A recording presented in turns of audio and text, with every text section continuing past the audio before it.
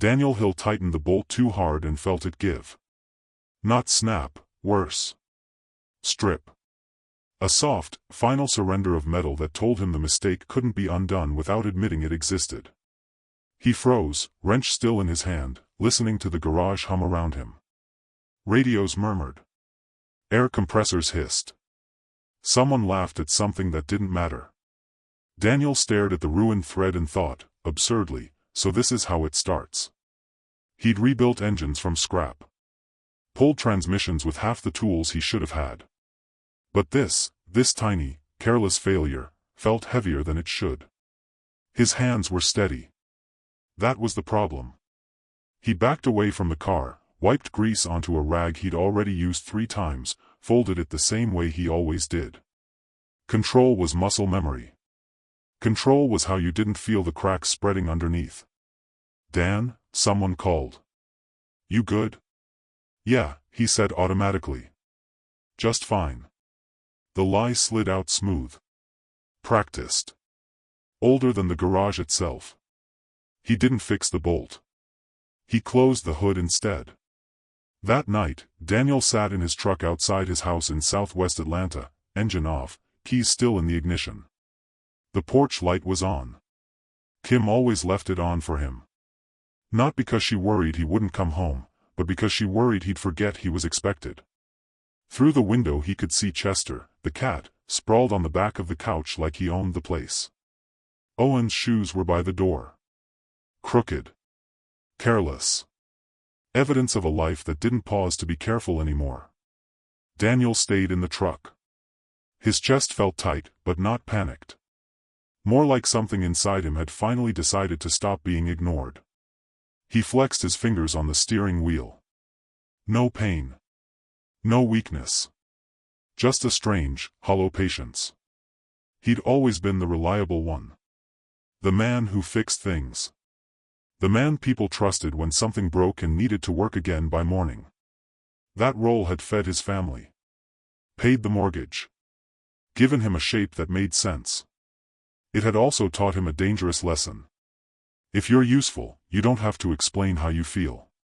Daniel reached into the glove compartment for his phone and found something else instead. An envelope. Not mail. No stamp. Thick paper, folded once, his name written in block letters that didn't try to be friendly. He didn't remember putting it there. He opened it. Inside was a single sentence. You're not broken. But you are close. Daniel stared at the words until the porch light flickered. A laugh escaped him, short, sharp, disbelieving. That's rich, he muttered. From who? The answer came immediately. A knock. Not on the door. On the truck window. Daniel jumped, heart slamming now, real fear cutting through the fog. He turned. A man stood beside the truck. Early 60s. Plain jacket. Empty hands. Eyes calm in a way that felt earned, not lazy. The man leaned down slightly, just enough to be heard. Daniel Hill, he said. You don't know me. But I know about the bolt you didn't fix. Daniel's throat went dry. And I know, the man continued softly, that it wasn't the first thing you closed the hood on instead of dealing with. The porch light buzzed overhead. Inside the house, Chester leapt off the couch, tail flicking, as if something had finally crossed a line. Daniel didn't open the door. He didn't start the engine. He just sat there, breathing, understanding with sudden, unwelcome clarity. Whatever this was, it wasn't about the car. It was about how long he'd been pretending nothing else needed repair. Daniel didn't open the truck door. He lowered the window instead, just enough to let the night in, not enough to let the moment take over. How do you know about the bolt? He asked. The man outside didn't smile. Didn't reach for the door handle. He stayed exactly where he was, hands visible, posture calm, like someone who understood boundaries because he'd crossed too many himself. Because, the man said, you've been making small compromises for a long time. And small compromises leave patterns. Daniel snorted softly. You stalking mechanics now? No, the man replied. I watch men who don't think they're allowed to stop. That landed harder than it should have. Daniel glanced toward the house. Porch light still on. Kim's silhouette moved past the window, then paused, like she felt him looking. Guilt pricked, sharp and familiar. What do you want? Daniel asked. The man leaned back slightly, giving space. To give you a choice before someone else makes it for you. Daniel frowned. What choice? You can fix the bolt tomorrow, the man said. Pretend nothing else is loose. Or you can admit what the bolt actually represents. Daniel laughed once. Humorless. You're not making sense. The man nodded. You've been saying that to yourself for years. Silence stretched. A car passed. Somewhere a dog barked. Ordinary sounds trying to pretend this wasn't happening. My name's Evan, the man said. I used to be a mechanic too. Daniel studied him more closely now. The hands, scarred, competent. The stance, used to weight and patience. This wasn't some lunatic playing prophet. Used to be, Daniel repeated. What happened? Evan's eyes flicked briefly to the house. I waited too long to answer the right question. Daniel felt his jaw tighten. Which is? Evan didn't answer. Instead, he reached into his jacket slowly and pulled out a folded piece of paper, placing it on the hood where Daniel could see it. A medical report. Daniel's name at the top. Blood work. Notes. A circled phrase near the bottom. Early onset neuropathy. Progression uncertain. Daniel's breath left him in a rush. That's not, he stopped. Tried again. That's private. Evan nodded. You skipped the follow-up appointment. Daniel said nothing. I'm not here to scare you, Evan continued. I'm here because you still have a window. But it's closing. Daniel stared at his hands on the steering wheel. Still strong. Still capable. But he felt it now, the faint numbness he'd been ignoring. The way certain tools didn't quite feel the same anymore. Kim opened the front door. Dan, she called. Concern threading her voice. Everything okay? Daniel didn't answer her right away. He looked back at Evan. What happens if I don't choose? Evan's voice softened. Then your body will choose for you. And you'll call it bad luck. Kim took a step closer. Daniel rolled the window down all the way and stepped out of the truck. The air felt colder on his skin than it should have. I'm listening, Daniel said. Evan nodded once. Good. Because tomorrow, you're going to decide whether you're just someone who fixes things, or someone who finally lets himself be fixed. Inside the house, Chester jumped down from the couch, tail flicking sharply. As if sensing that something fundamental had just shifted. Daniel stood between the truck and the porch, past and future pulling in opposite directions. And for the first time in his life, he didn't immediately step toward the one that felt safer. Daniel didn't sleep. He lay beside Kim, staring at the ceiling fan as it cut the dark into slow, useless pieces. Every rotation felt like time wasted. Every pause between breaths felt counted. Kim shifted. You're shaking, she murmured. I'm not, Daniel said automatically. She placed her hand over his forearm. He was. Not violently. Not enough to wake the house. Just a low, persistent tremor that didn't belong to nerves or cold. It felt internal. Like a warning light he'd taped over years ago finally burning through. Talk to me, Kim said. Daniel closed his eyes. Saw the stripped bolt. Evan's calm face. The circled words on the report. I might not be able to work forever, he said. Kim didn't rush him. That was her strength. She waited until the sentence finished itself. And you didn't tell me, she said quietly. I didn't know how, he replied. If I said it out loud, it would mean I wasn't dependable anymore. Kim sat up. The room shifted. You think that's all you are? She asked. Daniel swallowed. It's what I've been. Kim's hand tightened. It's not what you are. The words should have comforted him. Instead, they scared him. Evan met him the next morning at the garage. Not inside. Across the street. Watching the building like it was a church he no longer believed in but still respected. You came, Evan said. Daniel nodded. For now. They stood in silence as engines revved, metal clanged, life went on without consulting Daniel's fear. What do you want me to do? Daniel asked. Evan handed him a folded schedule. Not a contract. Not a plan. A list of names. Men Daniel knew. Guys from the shop. From neighboring garages. All over Atlanta. They don't know what's coming, Evan said. Same as you didn't. Daniel scanned the names. So this is charity? Evan shook his head. It's preparation. For what? For the moment your hands won't be enough anymore. Daniel felt anger spark. You think I'm just supposed to step aside? No, Evan said firmly. I think you're supposed to step differently. He pointed at the garage. You've been fixing machines. But what made you good wasn't strength. It was judgment. Pattern recognition. Knowing when something felt wrong before it broke. Daniel stared at the building. And you think I can just teach that? I think you already are, Evan replied. You just don't charge for it. And you don't claim it. Daniel folded the list slowly. And when they find out why? Evan's eyes hardened slightly. They will. And you won't be able to hide behind usefulness anymore. That hit the wound directly. The twist came that afternoon. Daniel was under a hood when his left hand went numb. Not weak. Not useless. Gone. Just long enough for the wrench to slip and smash his knuckle against metal. Pain flared. Blood followed. The guys froze. Someone swore. Someone reached for a rag. Daniel stared at his hand, shock cutting through him like ice.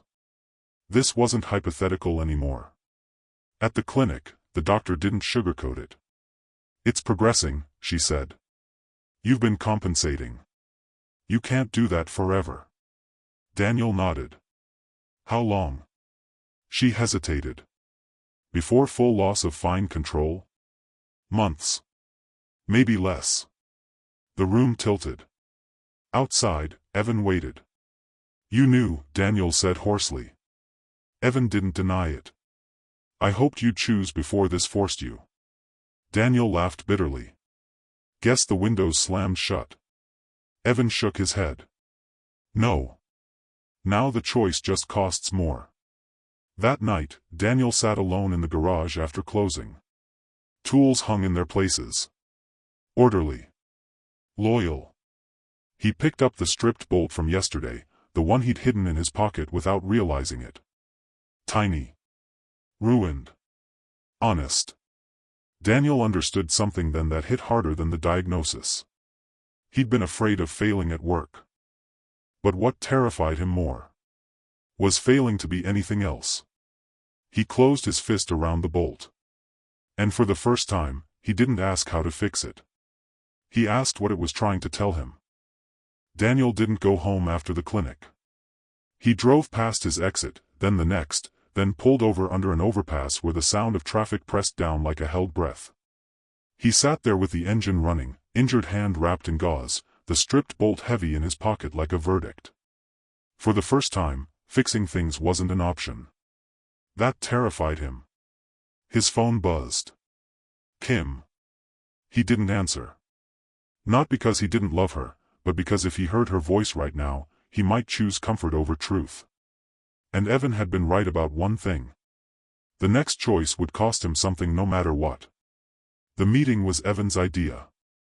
A borrowed community college workshop room. Folding tables. A whiteboard that still smelled faintly of cleaner.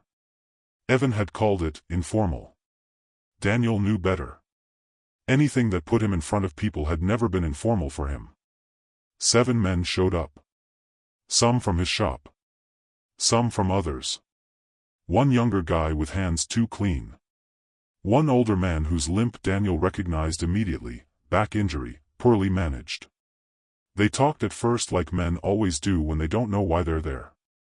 About tools. About engines. About how management didn't know a damn thing. Daniel listened. Then his hand betrayed him again, just a flicker of numbness, long enough for one of the men to notice. "You okay?" someone asked. Daniel swallowed. This was the moment he would have deflected before. Joked. Moved on. He didn't. "No," he said. "I'm not." The room stilled. Daniel took the stripped bolt from his pocket and set it on the table. "I ruined this yesterday because I pushed past a limit I didn't want to admit existed." Silence. "I've spent my whole life being the guy who fixes things so I don't have to explain myself," he continued. "But I won't be able to do that forever. Some of you won't either." One man scoffed. "So what, this is a warning seminar?" Daniel shook his head. "It's a handoff." He began to talk, not about engines, but about judgment. About listening to machines. About knowing when to stop before damage becomes permanent. About pride disguised as toughness. They leaned in without realizing it. Questions came. Real ones. And something shifted. The collapse came 2 days later. Management called him in. Word had traveled faster than he expected, about the injury, the clinic, the meetings. "We can't insure you," the owner said, not unkindly. "Not like this." Daniel nodded. "I understand."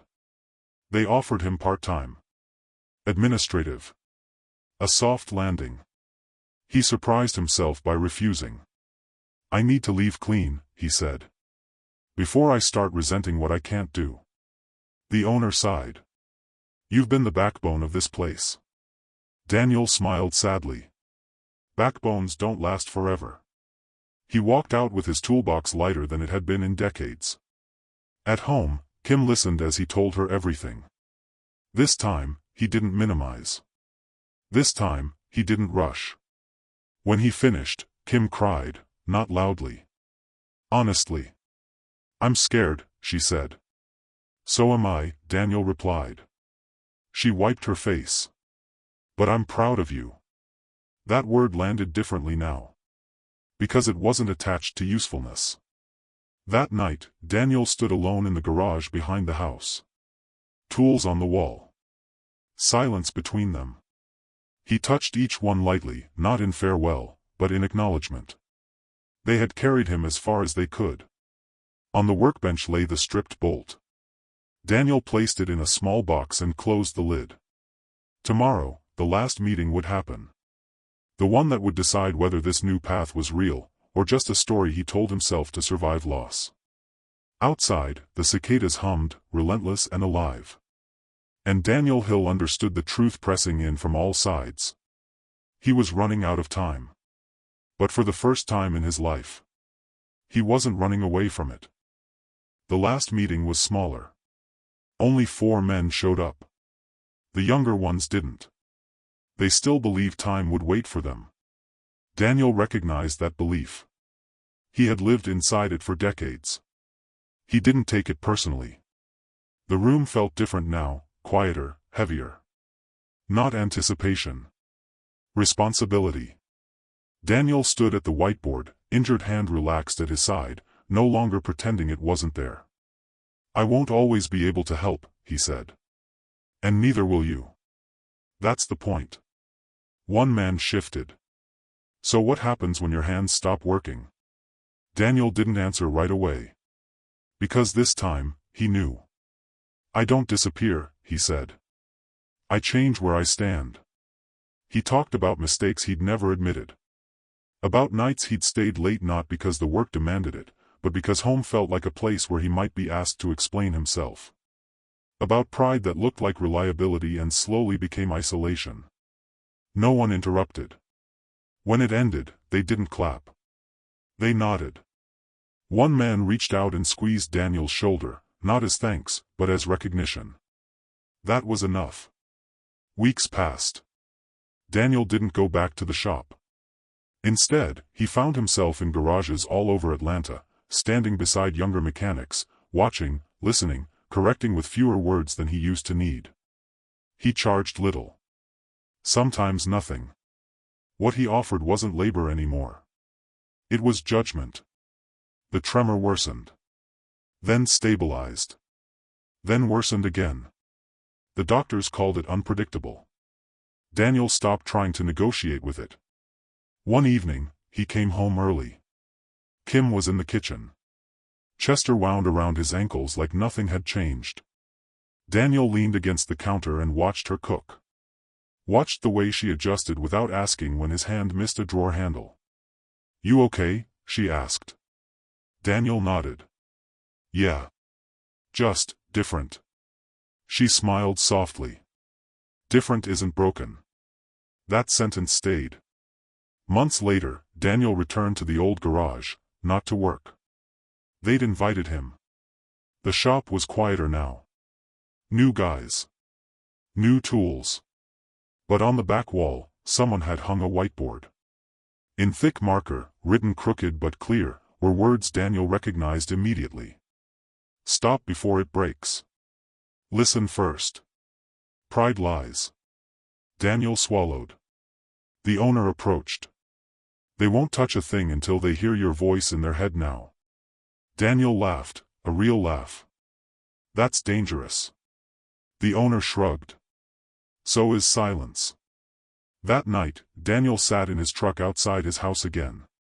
Same porch light. Same window. Same cat shape on the couch. But he didn't wait. He got out. Inside, Kim looked up. "You're early." Daniel nodded. "I'm done for today." He placed a small box on the table and opened it. Inside lay the stripped bolt. Kim touched it gently. "You keeping it?" Daniel shook his head. "I don't need it anymore." He walked to the garage one last time, opened the drawer where old parts lived, and left it there, not hidden, not displayed. Just present. Later, in bed, Daniel felt the tremor again. He didn't curse it. He let it be. Because it was no longer a warning. It was a reminder. That strength wasn't about holding on forever. It was about knowing when to pass something on. As the house settled and the night grew quiet, Daniel Hill, mechanic, teacher, man learning to stand differently, closed his eyes. For the first time since the bolt gave way, nothing inside him felt stripped. Some things had loosened. And that, he finally understood, was how something new was allowed to turn.